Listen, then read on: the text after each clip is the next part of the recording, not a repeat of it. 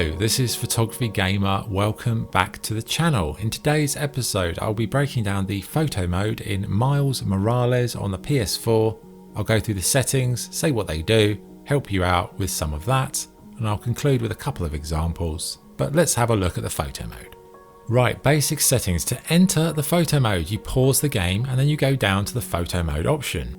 The L and R buttons, the sticks, what do? Move and rotate. So that's how you compose your shot. If you press touchpad, that will reset your photo. L2 and R2, craning. Up and down moves the camera, so it's good for changing the elevation or the scale. Triangle hides the UI if you want to take a picture. Circle closes the photo mode. And also you've got the square button, which is like switching between camera, light and sticker mode. Okay, other settings. So we've got camera here. So what have we got? Camera type. So free, orbit or selfie. Well, selfie is self-explanatory. Orbit anchors the camera to your character and it won't be able to be moved away. Free is what you would imagine. Then we've got suit. You can choose which suit to wear. Tilting changes obviously the dynamic image. Tilting is good for movement, motion, dynamism. Then we've got hero visibility, enemy visibility. We can change whether we want Spider-Man in it or not. Do we want enemies in it or not? And finally we have show weather. So it depends if you want the weather or not.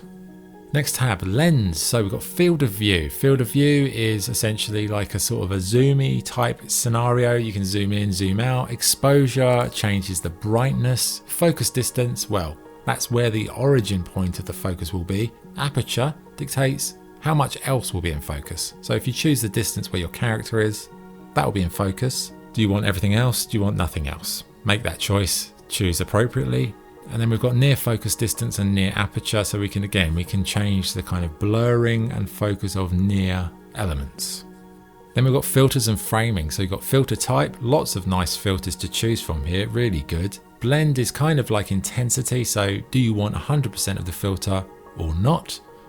Then we've got frame selection and frame level. So what frame do you want? And where do you want it? Do you want it below or above the stickers? So that's a decision for later on, but there's the option to do it. Next tab, overlays. So we've got vignette intensity and vignette size. A vignette is a shadowy border around the image. Good if you want to have a centrally focused subject. And the intensity dictates how shadowy that will be. Film grain size, film grain strength, sharpening. These are all similar attributes. Grain and sharpening really do add a bit of clarity to your shot. Whether you want it to be grainy or not, it's up to you. I usually use a little bit if it's a bit dark and dingy because it gives it a bit of texture. Next tab, selfie. So we've got emote, eye intensity, selfie light and light intensity. So nice options for the selfie stuff there. And then we've got light mode. So the light mode, you can have 3 lights. There's natural light and you can also move the camera on and off. So what have we got? Light type. So what type of light do you want? How intense do you want it? Do you want shadows? What color and what color intensity is the light? The spread of the light, the softness of the light, the distance of the light. So my word, you've got great options here. There's no right or wrong method here. It's really what light do you need? Like if you've got a shot and it looks a bit, something's missing and you need some supplementary light, then you have to just make that decision. What light do you want? How do you want it to feel? And then you just apply the settings appropriately. And lastly, we've got sticker mode. So you've got 1 to 10 layers. You choose the sticker, the left stick will move it, the L2 and R2 will resize it, and the L1 and R1 will rotate it. I love the stickers in these games, they're so much fun. Why do more games not have stickers? Let's have a bit of fun in our photo modes instead of this boring old rubbish. Frames, stickers, silliness, because that's what we want. Okay, that is the photo mode in Miles Morales. What is the verdict? Well, good points, great options, smooth settings, lots of fun, good lighting, comprehensive.